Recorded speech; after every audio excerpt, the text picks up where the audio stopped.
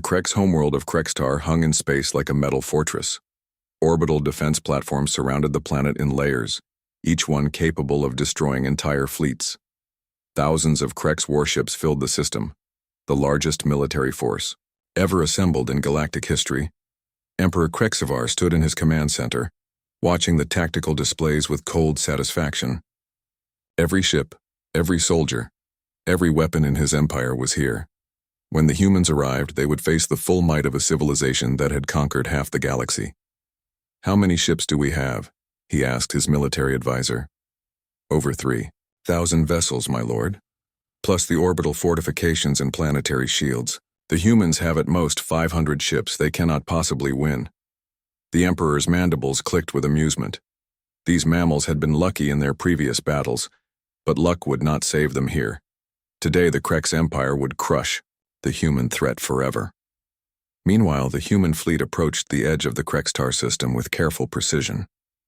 Admiral Parkhayan studied the enemy dispositions from the bridge of the Soul's Fury, noting every defensive position and ship formation. "Tactical analysis?" he asked his staff. Captain Im-Tae, now serving as fleet tactical advisor, shook his head grimly. "Sir, they outnumber us 6-1. The orbital defenses alone could destroy our entire fleet. A direct assault would be suicide, Frari." Hyun smiled coldly. "Good. Then they will not expect it." Before anyone could respond, new contacts appeared on the tactical display. Ships dropping out of hyperspace in perfect formation.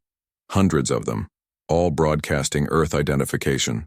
"Codes, sir," the communications officer called out excitedly. "Reinforcements from Earth. 200 additional ships, including the new dreadnought Tokyo's Thunder." But that was not all. More ships continued to arrive, vessels from every species the humans had liberated. Velthara crystal ships with their beautiful but deadly energy, weapons. Zeph insectoid vessels bristling with mining equipment converted to weapons. Ships from dozens of species, all united under Earth's banner.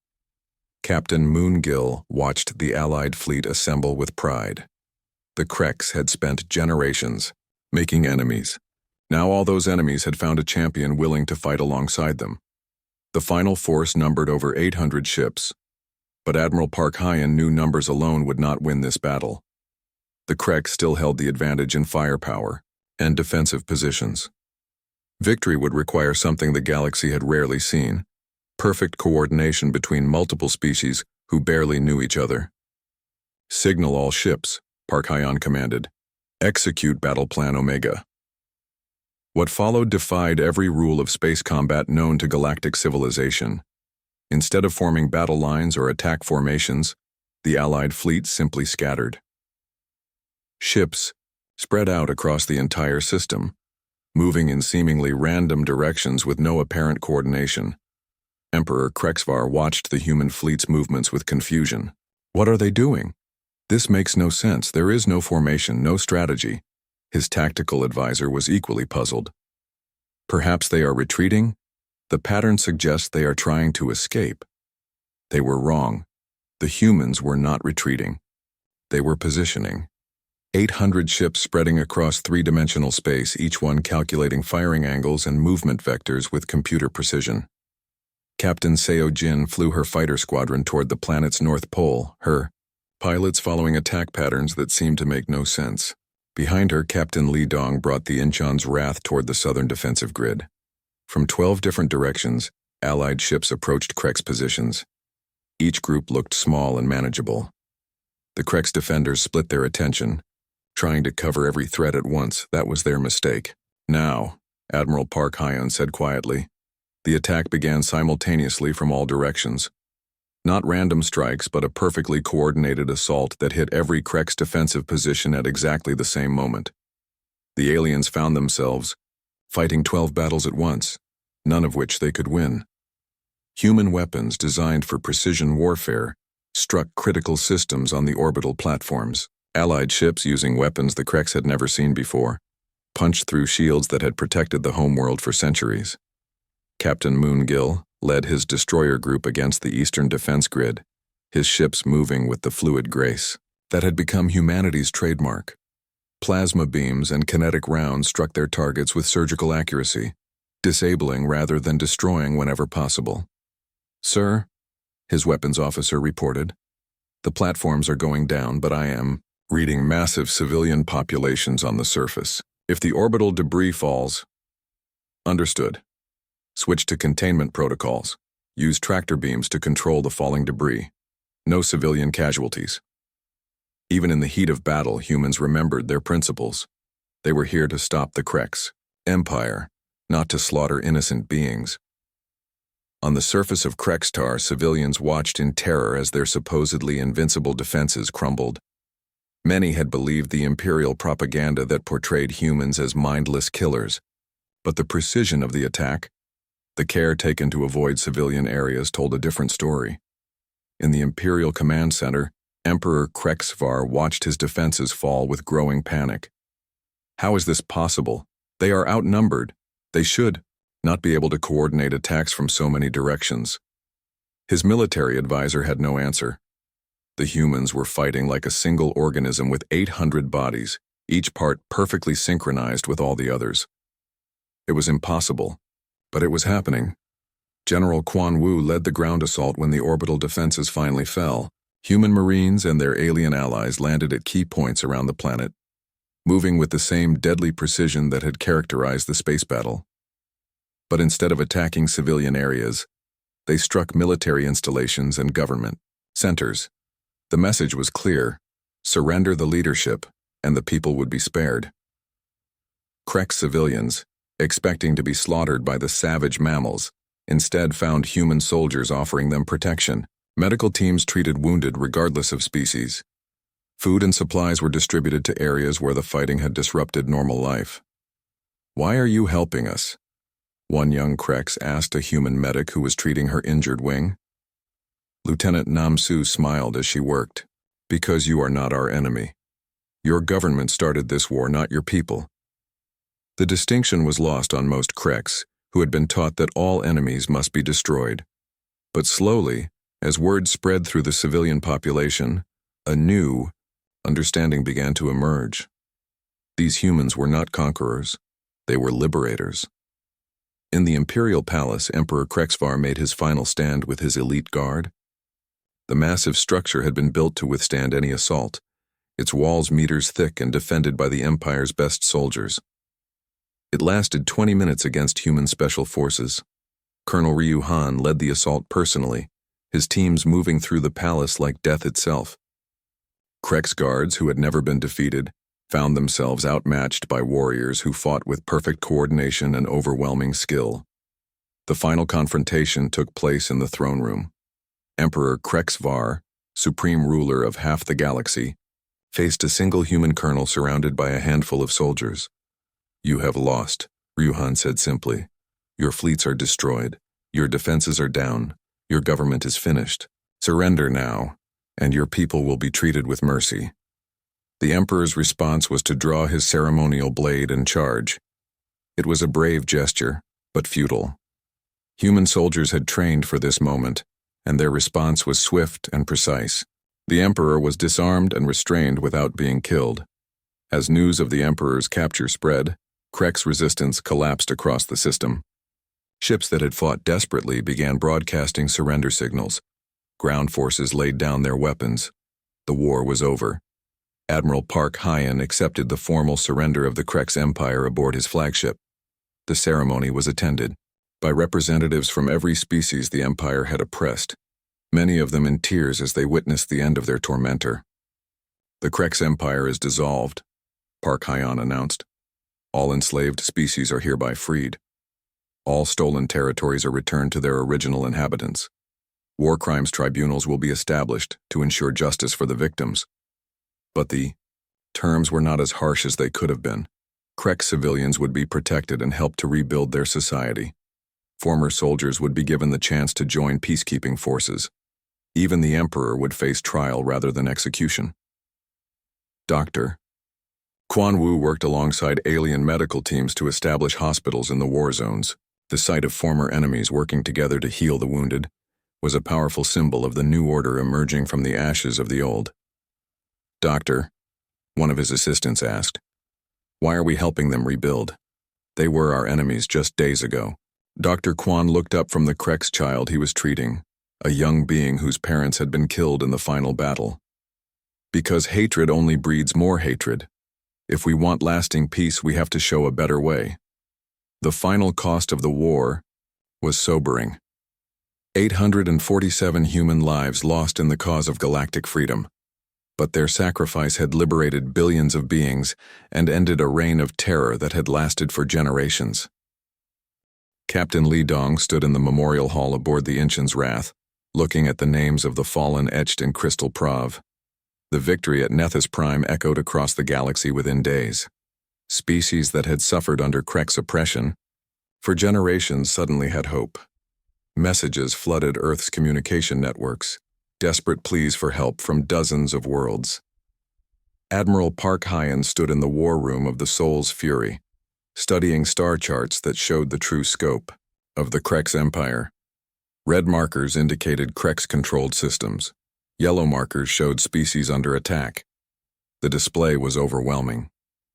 "Sir," his intelligence officer reported, "we have confirmed reports of active genocide on at least 12 worlds. The Krex are accelerating their extermination programs. They know we are coming." Park Hyen felt cold anger settle in his chest. The Krex were killing innocent beings faster because they were afraid of human intervention. Every hour of delay meant more deaths. "Signal the fleet," he ordered. "We move immediately. Target the nearest Krex operation, the mining colony at Kepler 442b. Within hours, the human fleet was moving toward its next target. But this time they were not alone. 3 Velthara ships had joined them, along with vessels from 2 other species that had heard about the human victory. Captain Moongill commanded the destroyer Busan's Shield as part of the advance force. His mission was reconnaissance and rapid response. As they approached Kepler 442b, his sensors painted a horrifying picture. "Captain," his tactical officer reported with disgust, "I am reading massive mining operations on the surface. Slave labor camps. The population appears to be from multiple species, at least 50,000 beings working in terrible conditions." Moon. Gill studied the tactical display. The Krex had turned an entire world into a death camp, working enslaved aliens to death in the mines. Orbital platforms provided defense against rescue attempts. "Sir, should we wait for the main fleet?" "No," Moongill decided immediately. "Those people have been suffering long enough. Signal attack formation. We go in now." The Busan's Shield and its escorts struck the Krex orbital defenses like lightning. Human weapons designed for precision warfare disabled the platforms without damaging the surface installations. The enslaved populations below would not be harmed by falling debris. On the surface, Krex overseers whipped alien workers in the deep mines. Beings from 12 different species labored in chains, their only crime being weaker than their captors. Many had been slaves for years, their homeworlds already destroyed. The first sign of rescue came when Krex guard towers simply exploded. Human Marines, led by Colonel Ruhan, had infiltrated the camps with impossible stealth. They moved like ghosts through the mining complex, eliminating guards and freeing prisoners with surgical precision. "This is Colonel Ryu Han of Earth," he broadcast in multiple languages. "You are being rescued. Move to the marked safe zones immediately." The enslaved aliens could hardly believe what they were seeing. Krex soldiers, who had seemed invincible, were falling to precise human weapons fire. Guards who had tortured prisoners for sport were suddenly running in terror. In Mine Complex 7, a group of insectoid beings called the Zeph huddled together as explosions echoed overhead. They had been slaves for 3 years, watched their children die in the poisonous atmosphere, given up hope of ever seeing home again. Then human soldiers appeared in their tunnel, tall beings in advanced armor who moved with deadly grace. But instead of adding to their suffering, these warriors began cutting their chains. "You are safe now," one of the humans said in broken Zeph language. "We are taking you home." The eldest Zeph worker looked up at the human soldier with wonder. "Why? We are nothing to you. Why risk your lives for strangers?" The human paused in cutting the chains and met the alien's eyes. "Because it is right. Because no one deserves to be a slave. Similar scenes played out across the mining world as human forces liberated camp after camp. The speed and efficiency of the operation shocked even the human commanders. Their soldiers had trained for this kind of warfare, but seeing it in action was something else entirely. Commander Anbo coordinated the relief efforts from his supply ship. As freed slaves were brought to processing centers, he organized food distribution, medical care, and transportation back to their homeworlds. "Sir," his aide reported, "we have processed over 30,000 refugees so far. Most are malnourished and injured, but they will survive. The medical teams estimate we can have everyone healthy enough to travel within a week." Anbo nodded with satisfaction. The human fleet had come to fight, but they were equally prepared to heal and rebuild. It was this combination that made them truly dangerous to those who preyed on the innocent. Dr. Yunhai worked frantically in her mobile laboratory, analyzing Krek's technology and biological samples. What she discovered made her blood run cold. "Admiral," she reported over secure communication, "the Kreks are not just enslaving these species. They are experimenting on them, trying to create biological weapons targeted at specific alien physiologies."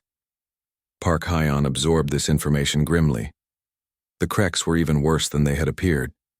Not just conquerors, but scientists of genocide. "Can you counter their research?" "Already working on it, sir, but we need to capture their main research facilities before they can deploy these weapons." Meanwhile, Captain Li Dong was leading a hunting group deeper into Krek space. Intelligence reports indicated a major Krek's fleet base at Wolf 359, where captured alien ships were being converted for Imperial use.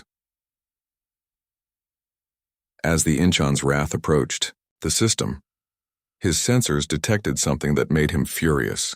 Dozens of alien vessels in orbital shipyards, their original crews probably dead, being converted into Krek's warships. "Sir," his weapons officer reported, "I am reading life signs on some of those ships. The Kreks are using prisoners as forced labor in the shipyards." Li Dong did not hesitate. "All ships attack formation. Priority is saving those prisoners. Destroy any Krek's vessel that threatens the shipyards." The battle at Wolf 359 was swift and brutal. Human ships moved through the Krek's defenses like death itself, their weapons targeting enemy vessels with surgical precision. Within 30 minutes, the orbital defenses were destroyed, and the shipyard secured. But the real victory came when human Marines boarded the converted alien ships. They found thousands of prisoners, engineers and technicians forced to work on their own captured vessels. The joy of liberation was visible on faces from a dozen different species. Captain Seo Jin flew her fighter squadron through the debris field, hunting for escaping Krek ships.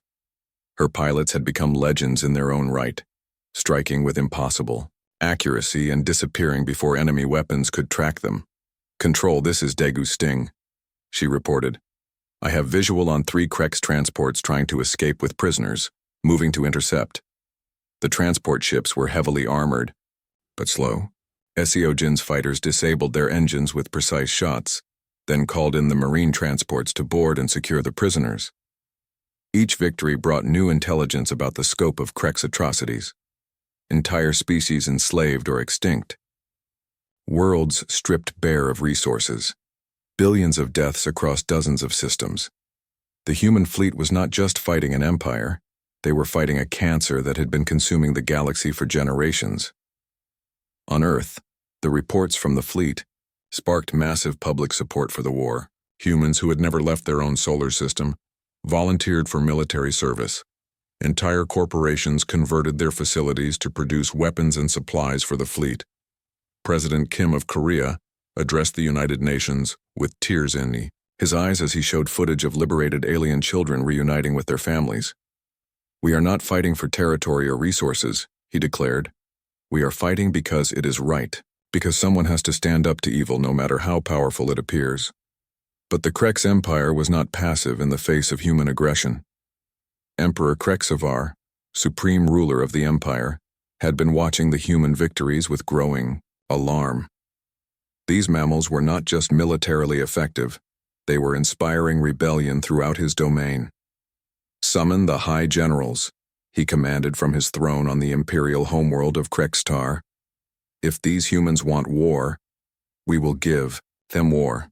Mobilize every fleet, every ship, every soldier. The Empire's very existence is at stake. The response was massive. Krek's fleets from across the galaxy began converging on their homeworld. Thousands of ships, millions of soldiers, weapons that could destroy planets. It would be the largest military force ever assembled in galactic history. Admiral Park Hyon received intelligence reports of the Krek's mobilization and felt no fear, only determination. The enemy was gathering their full strength for a final battle. That was exactly what he wanted. Signal Earth Command, he ordered. Request immediate reinforcements. Every ship, every soldier we can spare. The Kreks are making their last stand, and we are going to end this war once and for all. As the human fleet prepared for the ultimate confrontation, liberated beings across the galaxy watched with hope and fear. The Deathworlders had shown they could win battles and save lives. But could they survive the full wrath of an empire that had conquered half the galaxy? Captain Jung Do, commanding his armed yacht Golden Dreams, spoke for many when he addressed his crew as they approached the Krek's homeworld. We came T. Warlord Krexthor stood on the bridge of his flagship, the Blood Reaper, and watched his retreating fleet with growing rage. In 30 years of conquest, he had never been defeated by inferior technology. These humans were nothing more than primitive mammals from a backwater system. How many ships do we have left? He demanded. His tactical officer trembled as he answered. 312 vessels, Warlord. We lost almost 200 ships in the first engagement. Krexthor's claws scraped against the metal console. 200 ships destroyed by 400 primitive vessels. It was impossible, yet it had happened. Sir, his communications officer interrupted. The human admiral is broadcasting on all frequencies. He demands we surrender or face complete destruction. Surrender? Krexthor roared. To mammals, never. Signal all ships. We attack their main fleet with everything we have. Show these animals what happens when they challenge the Krek's empire. The remaining Krek's fleet formed up for one massive assault. 300 ships moving in a wall formation, all weapons powered to maximum. It was the largest force the Kreks had ever assembled for a single battle. On the Soul's Fury, Admiral Park Hyon watched the enemy formation with calm eyes. The Kreks were making the same mistake again, relying on overwhelming force instead of tactics. Sir, his tactical officer reported, all Krek's vessels are approaching in attack formation. They outnumber our combat ships 3-1. Park Hyon nodded. The odds looked bad, but numbers meant nothing if you used them poorly. Signal. The fleet? All civilian vessels withdraw to safe distance. Combat ships prepare for full engagement. Captain Li Dong received the orders on the Inchun's wrath and felt his heart race with anticipation. This would be the real test of human military might against alien technology. All stations, battle readiness, he commanded. Load special, munitions. This is not a drill. Throughout the human fleet, similar preparations were taking place. Weapons that had never been tested in combat were brought online. Tactical systems designed during humanity's darkest hours were activated for the first time. The two fleets approached each other across the cold darkness of space. On one side, 300 advanced alien warships filled with soldiers who had conquered dozens of worlds.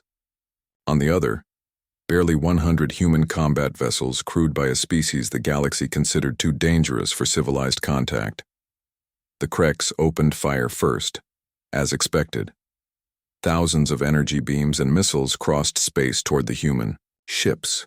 It was the most massive bombardment in galactic history, but the humans were not where the Kreks expected them to be. At the last moment, the human fleet scattered like leaves in a hurricane. Ships dove, climbed and turned at angles that seemed impossible. The Krek's bombardment struck empty space while human vessels appeared at unexpected positions throughout the enemy formation.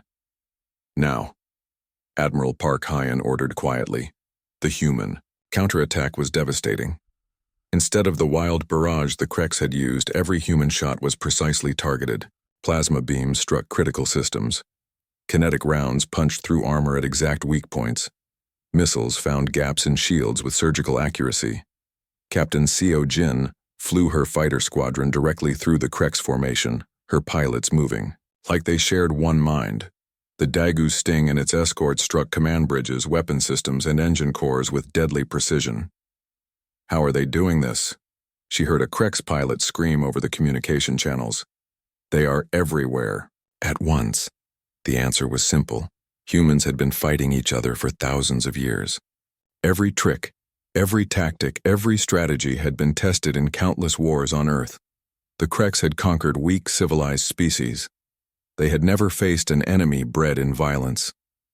On the Inchen's wrath, Captain Li Dong targeted the largest Krex battleship in the formation. His weapons officer looked nervous as they loaded the special ammunition Dr. Yoon had provided. "Sir, are you sure about this? The kinetic warhead is completely untested." "Fire," Li Dong ordered without hesitation. The special round crossed space in seconds and struck the Krex battleship directly amidships. For a moment, nothing seemed to happen. Then the alien vessel simply came apart, its hull torn to pieces by kinetic energy that no shield could stop. The sight sent shockwaves through both fleets. The humans had weapons that could destroy any ship with a single shot. Warlord Krexthor watched his flagship's escorts die around him and finally understood the truth. These were not primitive mammals. They were apex predators unleashed in space. "All ships retreat," he ordered. "Fall back to the outer system." But Admiral Park Hyon was not finished. The Krex had started this war by attacking innocent civilians. They would not be allowed to escape to do it again. "Signal the fleet," he commanded. "Pursue and destroy. No Krex vessel leaves this system alive unless it surrenders unconditionally." What followed was not a battle, but a hunt. Human ships pursued the fleeing Krex across the Nethys Prime system, picking off stragglers and disabled vessels with methodical precision. There was no mercy for those who had shown none to helpless civilians. Captain Moon Gil commanded the destroyer Busan's Shield in the pursuit. His ship was smaller than most Krex vessels, but it was faster and more maneuverable. He caught up with a Krex cruiser trying to escape toward the system's edge.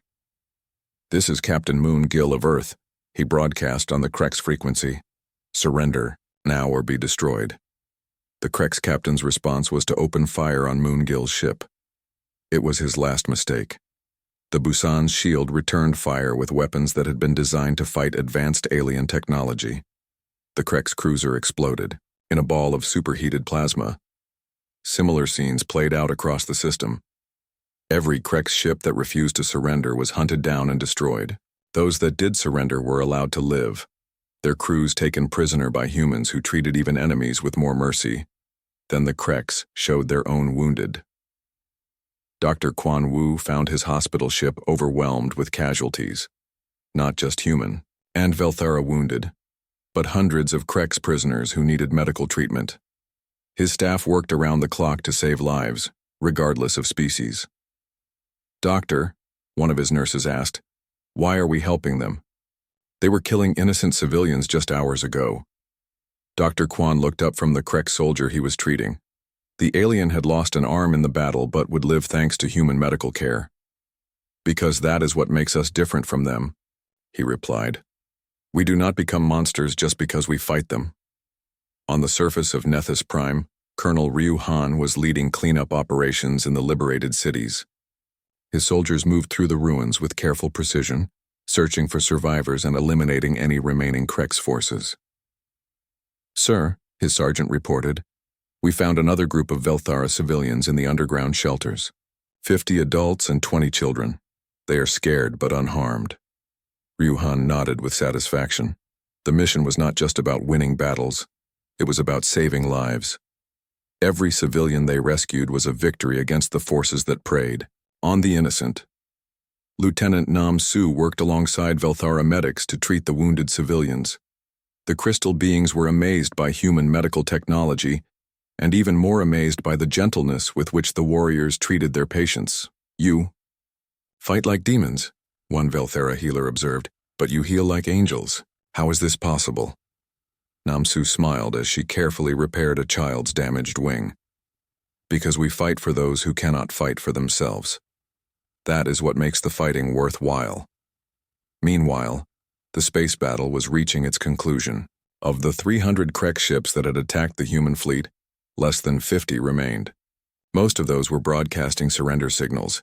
their crews unwilling to die for a lost cause. Warlord Krexthor found his flagship surrounded by human vessels. The Bloodreaper's weapons were destroyed, its engines disabled, its shields collapsed.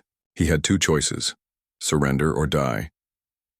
For the first time in his life, the Krex warlord chose surrender.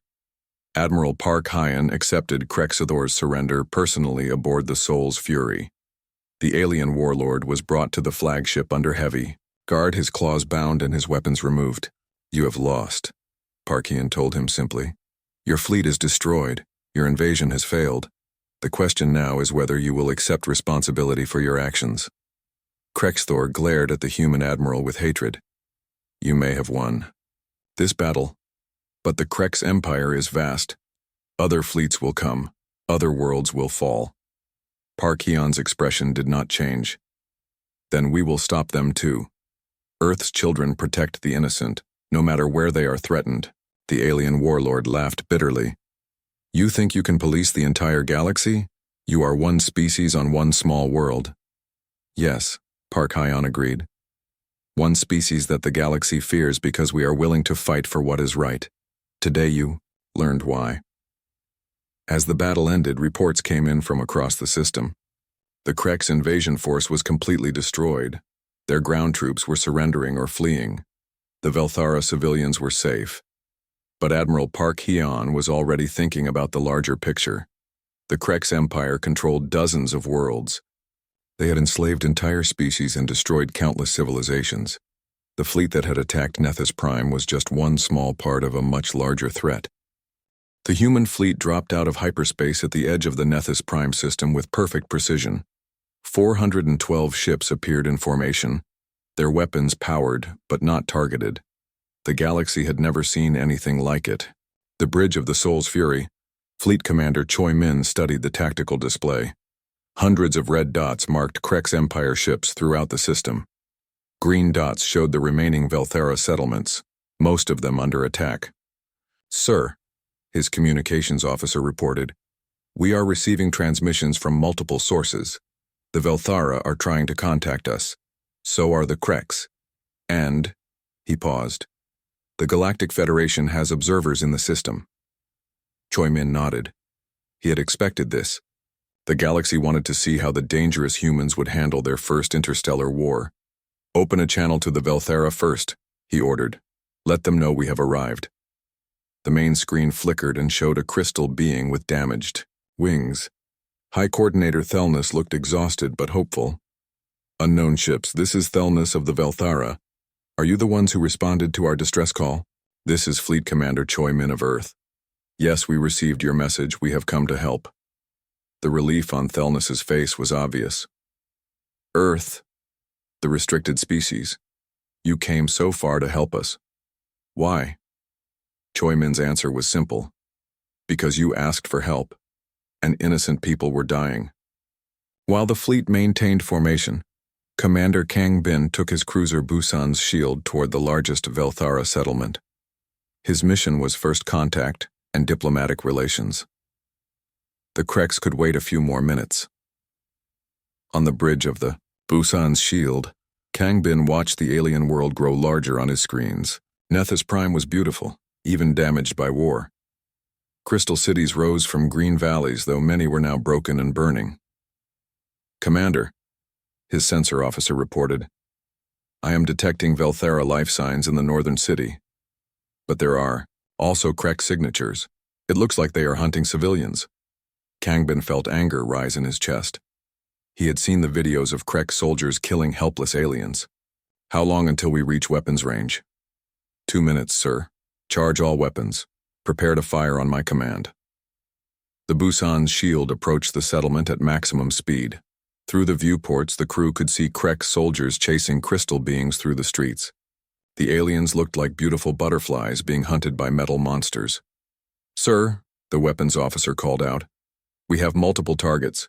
Krex ground vehicles and aircraft in the civilian areas." "Fire," Kang Bin ordered without hesitation.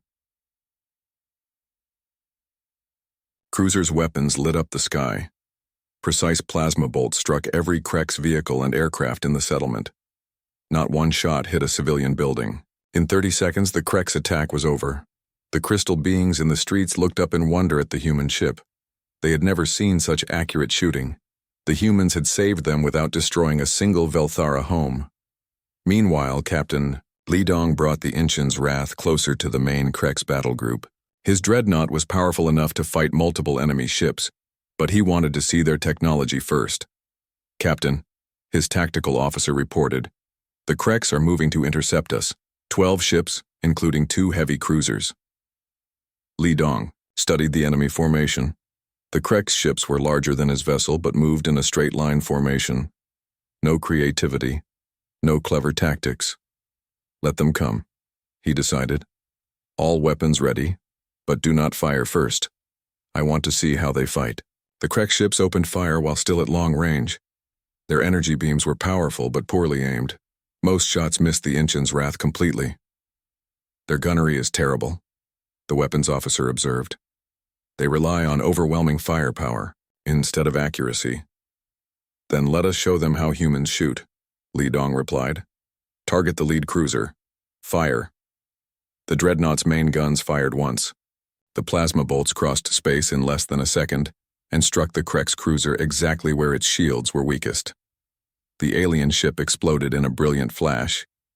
The other Krex ships stopped firing, clearly shocked. They had never seen such precise shooting from such a long distance.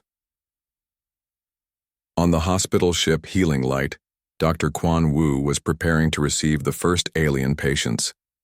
His medical bay was equipped to treat both human and Velthara physiology, based on the data from the distress transmissions. Doctor, his nurse called out. We are receiving casualties from the surface, both Velthara civilians and Krex prisoners. Dr. Quan was surprised. The Krex are taking prisoners? No, sir. We are. Commander Kang Bin says we treat all wounded, even enemy soldiers. This was something the galaxy had never seen. Humans who fought like demons but treated their enemies with mercy. Dr. Quan began preparing medical equipment for species he had never seen before. The first shuttle arrived 20 minutes later. Lieutenant Nam Su from the Inchin's wrath personally escorted the wounded aliens. 3 Velthara civilians with damaged wings and 2 Krex soldiers with plasma burns. Dr. Quan watched in amazement as Nam Su gently helped a young Velthara onto a medical bed. The crystal being was terrified, but the human woman spoke softly and moved carefully to avoid causing more pain. It's okay, Nam Su said in broken Velthara language. You are safe now. We will fix your wings. The alien child looked up at the human woman with wonder. The galaxy had told them humans were monsters, but this one was being incredibly gentle. Meanwhile, the Krex soldiers were also receiving medical treatment, though they were clearly prisoners. Dr. Quan noticed that the humans treated their enemies' wounds just as carefully as their allies. When one Krex soldier tried to attack a nurse, he was restrained but not hurt. Why are you helping us? The Krex soldier asked in surprise. We are your enemies. Because you are wounded, Dr. Quan replied simply. Humans help wounded people, even if they are our enemies. This confused the Krex completely. Their own culture left wounded soldiers to die. The idea of treating enemy wounded was totally alien to them. Back in space, the first major battle was beginning. A Krex battle group of 50 ships was moving to attack the main human fleet. The Galactic Federation observers watched with interest to see how the primitive humans would handle advanced alien technology. Admiral Park Hyen commanded the battle from his flagship, the Soul's Fury. He studied the enemy formation and smiled grimly. The Krex were making every mistake possible. They are grouping together in one big formation, he observed. No scouts, no reserves, no tactical flexibility. They plan to overwhelm us with numbers. Should we match their formation? Asked his tactical officer. No. We will show them how humans fight. Signal the fleet, execute Battle Plan Gamma. The human fleet suddenly broke apart into smaller groups. Instead of meeting the Krex head-on, they spread out in all directions. Some groups went high, others went low, others flanked left and right. The Krex commander was confused. This was not how civilized species fought battles. Where was the honor in surrounding your enemy? The answer came quickly. The human ships attacked from 6 different directions at once, their weapons coordinated perfectly. The Kreks found themselves surrounded and outnumbered at every point. Captain Seojin flew her fighter Daegu Sting through impossible maneuvers, using the superior acceleration of human technology to outfly ships twice as large. Her squadron danced between the Kreks vessels like deadly butterflies, striking vital systems and disappearing before the enemy could respond. "This is incredible," she reported over the communication system. "Their ships are more advanced, but their pilots think in straight lines. They cannot handle 3-dimensional combat." The battle lasted only 40 minutes. When it was over, 30 Kreks ships were destroyed or disabled. The human fleet had lost nothing more than some damaged shields. The Galactic Federation observers were stunned. They had expected the humans to win eventually, but not like this. Not with such overwhelming tactical superiority. On the surface of Nethys Prime, Colonel Ryuhan was leading the first human ground assault. His Marines moved through the ruins of a Velthara city like ghosts, appearing from impossible angles to strike Kreks positions. The Kreks soldiers were used to fighting civilized aliens who announced their attacks and fought honorably. Humans did neither. They struck from shadows, used the terrain to their advantage, and coordinated their attacks with deadly precision. "Sir," one of his sergeants reported, "we have secured the civilian shelter. 200 Velthara inside, all safe." Ryuhan nodded with satisfaction. The mission was not just to defeat the Kreks, but to protect the innocent. His soldiers were doing both with equal skill. As news of the human victories spread through the system, something unexpected happened. Velthara civilians began coming out of hiding to watch their saviors. They had never seen anything like human soldiers. Beings who could be gentle with children one moment and deadly to enemies the next. Young Velthara watched in fascination as human medics treated their wounded with incredible care. The same humans, who had been killing Krek soldiers minutes before, were now playing games with alien children to keep them calm during medical treatment. "They are not monsters," one adult Velthara said to another. "They are guardians." The galaxy was beginning to understand what humans really were. Not the mindless killers they had been described as, but something far more dangerous. Warriors with a moral code. On the flagship Soul's Fury, Admiral Park Hyan received reports from across the system. Every human ship was performing beyond the launch bays of Titan Station had never been so busy. Ships of every size and type moved in perfect coordination. Military vessels took their positions alongside civilian craft that had been quickly armed for war. The sight was both beautiful and terrifying.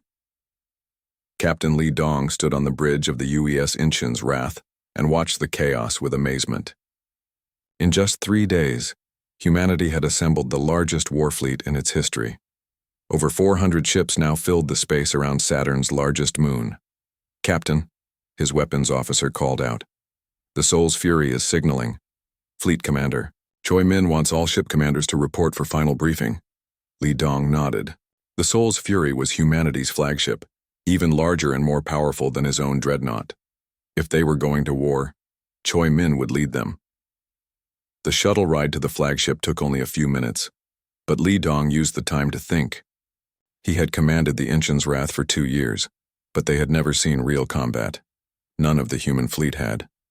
This would be their first battle against alien technology. The briefing room on the Soul's Fury was packed with commanders. Li Dong recognized many faces. Captain Moon Gil from the destroyer Busan's Shield, Commander Kang Bin from the cruiser Gwangju's Vengeance, Captain Seo Jin from the carrier Daegu's Thunder. There were civilian captains too, cargo hauler commanders, who had volunteered their ships, mining vessel captains who knew how to fight asteroids and were eager to fight aliens, even some luxury yacht owners who refused to be left behind. Fleet Commander Choi Min entered the room and everyone stood at attention. He was a tall man in his 40s with the bearing of someone who had never lost a battle. Today he looked grim, but determined. "Sit down, all of you," he said. "We have a lot to discuss and not much time." The main screen showed a tactical display of the Nethys Prime system. Red markers indicated Kreks Empire ships. There were hundreds of them. Intelligence. Reports that the Kreks have over 500 ships in the system, Choi Min began. Their technology is more advanced than ours in some areas. Better shields, faster engines, more efficient power systems. Several commanders shifted nervously. Fighting 500 advanced alien ships with 400 human vessels seemed impossible. However, Choi Min continued, they have weaknesses. Krek's tactics are predictable. They prefer overwhelming force over clever strategy. They have never fought an enemy that thinks like we do. Captain Moongill raised his hand. Sir, what about their ground forces, if we need to land troops on Velthara worlds? Good question. Colonel Ryu Han will command our ground forces. He has 50,000 Marines and soldiers ready for deployment, all volunteers. Choi Min paused. The Krek's Empire has never fought human soldiers either. They are about to learn why the galaxy fears us. The next hour was spent reviewing battle plans and ship assignments. The fleet would travel in 3 groups. The main battle group would engage the Krek ships directly. A second group would rescue Velthara civilians. The third would provide support and supplies. One more thing, Choi Min said as the briefing ended. Some of you have asked why we are doing this, why Earth is risking everything for aliens we have never met. He gestured to the screen showing Velthara civilians fleeing their burning cities. We are doing this because it is right. Because when innocent people call for help, humans answer. The galaxy thinks we are monsters because we are willing to fight. Let us show them we are the kind of monsters who protect the weak from the strong. As the commanders returned to their ships, Li Dong felt pride swell in his chest. This was what humans did best. When others ran from danger, humans ran toward it. Back on the Incheon's wrath, Li Dong called his senior officers together. His ship carried 1,500 crew members, all of them eager to prove themselves in battle. Lieutenant Nam Su, he addressed his chief medical officer. Are your medical bays ready for casualties, both human and alien? Nam Su nodded. She was a young woman who had joined the military to help people, not hurt them. Yes, sir. We have studied the Velthara physiology from the transmissions. We can treat their wounded. Good. Commander Imte, what is the status of our weapons? Imte grinned. He was Li Dong's weapons officer and loved his job. All systems ready, Captain. Plasma cannons, kinetic weapons, missile tubes, everything. We also have some of Dr. Yoon's special gifts. Li Dong nodded. Every ship in the fleet carried some of Earth's most advanced weapons. The Krek's Empire was about to face technology they had never seen before. Across the fleet, similar conversations were happening. On the destroyer Busan's Shield, Captain Moongill briefed his crew on alien combat tactics. On the cruiser Gwangju's Vengeance, Commander Kangbin reviewed rescue procedures for Velthara civilians. The most interesting briefings happened on the civilian ships. The cargo hauler Lucky Strike was now equipped with missile pods and carried a full company of Marines. Captain Park Hana had volunteered her ship because her own daughter was the same age as the Velthara children in the distress videos. We mice are not soldiers, she told her crew. But we are humans. That means we protect those who cannot protect themselves. The mining vessel Deep Driller had been fitted with military-grade sensors and communication equipment. Captain Oh Kyung would coordinate rescue operations in the asteroid fields around Nethys Prime. Even the luxury yacht Golden Dreams had been armed with plasma weapons and carried a team of Special Forces soldiers.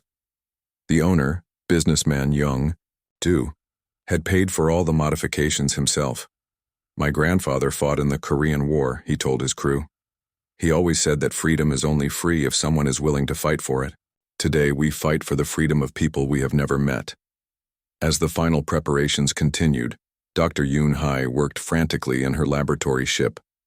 The research station Alpha was packed with Earth's most dangerous weapons and newest technology. Dr. Yoon, her assistant called out. The biological warfare agents are ready for deployment. Should we load them on the attack ships? Yoon Hai paused in her work.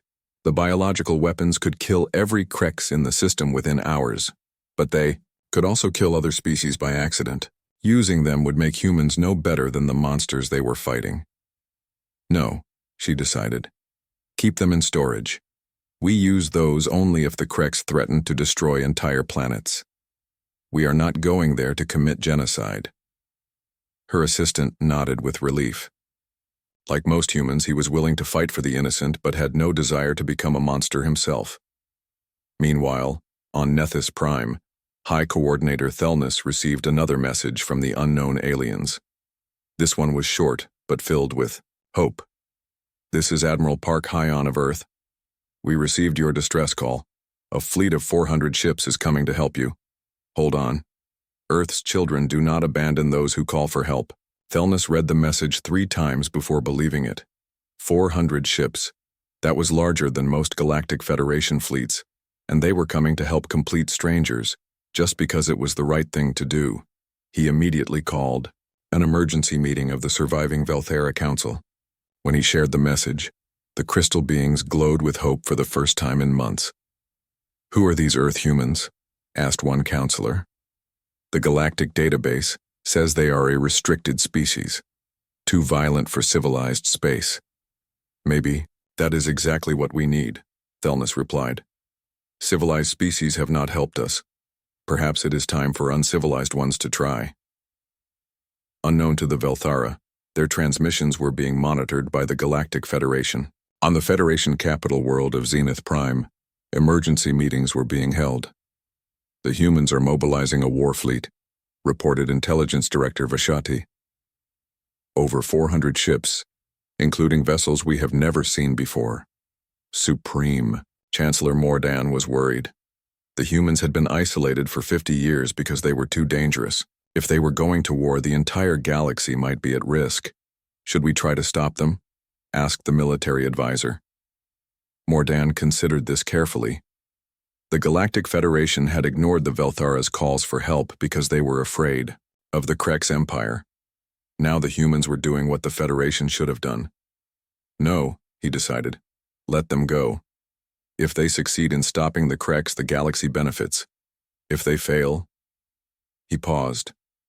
"Well, perhaps the galaxy will finally be free of both problems." Back at Titan Station, the final ships were joining the fleet.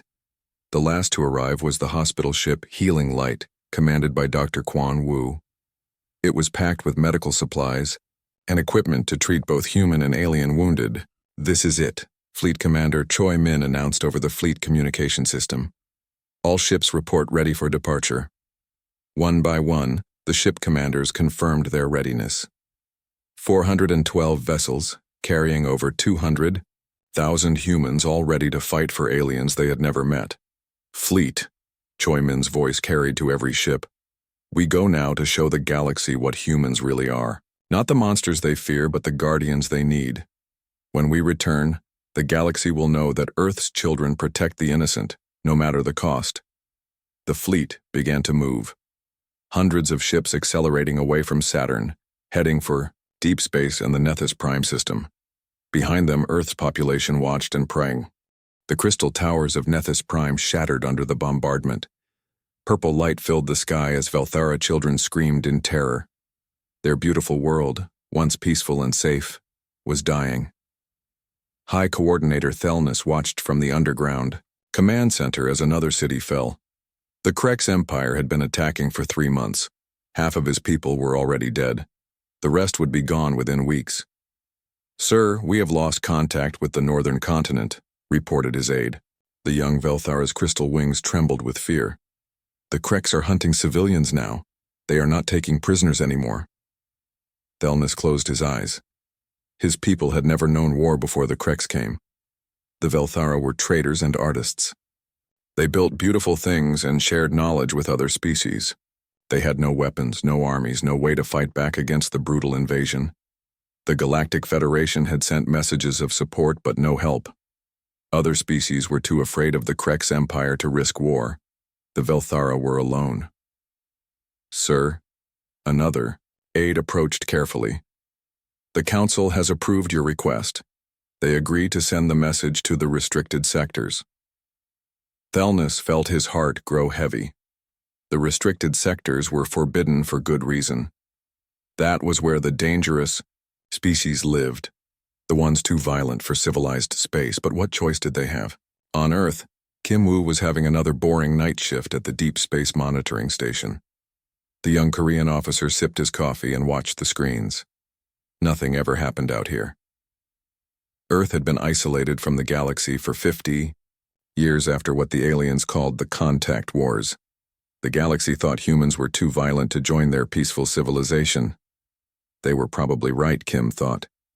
Humans had nearly destroyed their own planet before learning to work together. The warning tone made him jump. One of the long-range sensors had picked up something. Kim checked the readings twice. It was an alien transmission, coming from deep space. This cannot be right, he muttered. No aliens had tried to contact Earth in decades. The message was in multiple languages, including broken English. Kim played the transmission. A voice, strange but clearly desperate, filled the room. Any who receive this message. We are the Velthara of Nethys Prime. Our world is under attack. The Krex Empire is destroying everything. We have 4.2 billion people.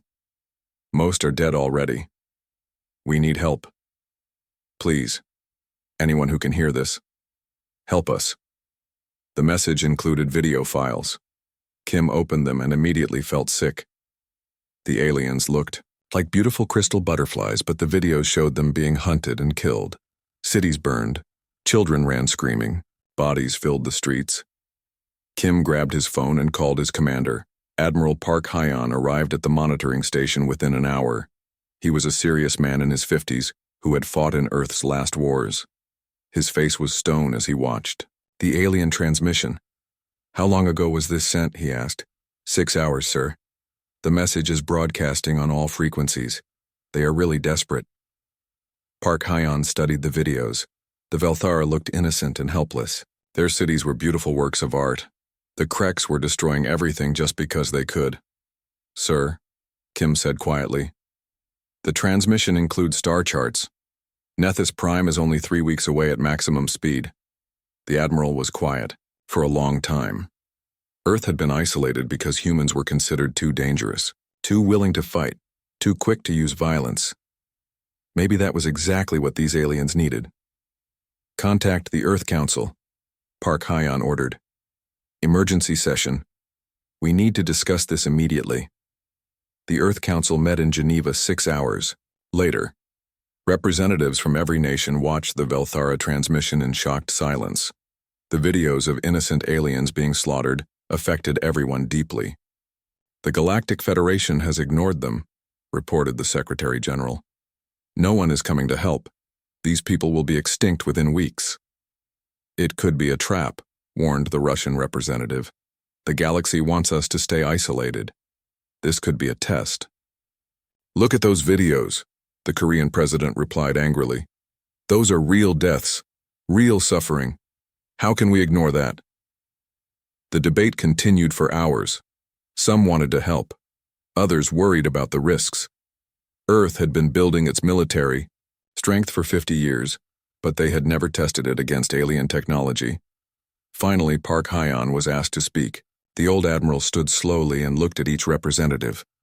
50 years ago, the galaxy called us monsters because we were willing to fight to protect what we loved. They were right. We are monsters. But we are the kind of monsters who protect innocent people from other monsters. He paused and gestured to the screens showing Velthara civilians being killed. These people asked for help, not from their neighbors, not from their friends, but from us, from the monsters. They are so desperate they called the species everyone. Fears. That tells me everything I need to know about how bad things are. The room was silent. I have served in Earth's military for 30 years. I have seen what humans can do when they are angry, when they see innocent people suffering. The galaxy has never seen what happens when humans go to war for someone else. The vote was unanimous. Earth would answer the alien distress call. Within hours, the mobilization began. Every military base on Earth and throughout the solar system received the same message: prepare for interstellar war, the first in human history. Captain Li Dong was commanding the UES Inchen's Wrath when the orders came. His ship was Earth's newest and most powerful warship, a dreadnought-class vessel with enough firepower to destroy small moons. Sir, his communications officer reported, we are ordered to rendezvous at Titan Station, maximum speed, priority alpha. Li Dong had never seen a priority alpha order before. That was reserved for threats to Earth itself. What is the target? Unknown, sir. All ship commanders are ordered to report to Fleet Command immediately. As the Inchin's Wrath headed for Titan, Li Dong wondered what could be so important. He would find out soon enough. Across the solar system, the same scene played out on hundreds of ships. Military vessels changed course for Titan Station. But it was not just the military that responded. Civilian ships began volunteering. Cargo haulers offered to carry supplies. Mining vessels asked to be armed for combat. Even luxury yachts requested weapons packages. Word had spread about the alien distress call, and humanity was responding as one people. At Titan Station, Fleet Commander Choi Min watched the largest fleet in human history assemble. Over 300 ships of all types and sizes. More were arriving every hour. "Commander," his aide reported, "the weapon shipments from Earth have arrived. Dr. Yoon Hai is requesting permission to brief the fleet commanders." Choi Min nodded. Dr. Yoon was Earth's top weapons designer. If she wanted to brief the commanders personally, it must be important. The meeting was held in Titan Station's main conference room. Ship captains and commanders filled every seat. Dr. Yoon Hai stood at the front with several sealed cases. "Gentlemen and ladies," she began, "what I am about to show you must never be used against humans or Earth's allies. These weapons were designed during our darkest hours when we thought we might need to fight the entire galaxy." She opened the first case. Inside was a device that looked like a simple metal sphere. Kinetic bombardment system, capable of destroying a city from orbit with no radiation or contamination. The second case contained vials of strange liquid, biological warfare agents, designed to target specific alien biologies while leaving others unharmed. The third case made everyone nervous. The device inside pulsed with blue energy. Planet cracker. Theoretical only, never tested. It can destabilize a planet's core. The room was silent.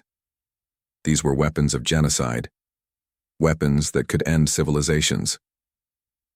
"Why are you showing us these?" asked Captain Li Dong. Dr. Yoon smiled grimly. "Because the galaxy thinks we are monsters. Maybe it is time we showed them what real monsters can do when innocent people need protection." The briefing continued for hours. By the end, every commander understood the stakes. They were not just going to war.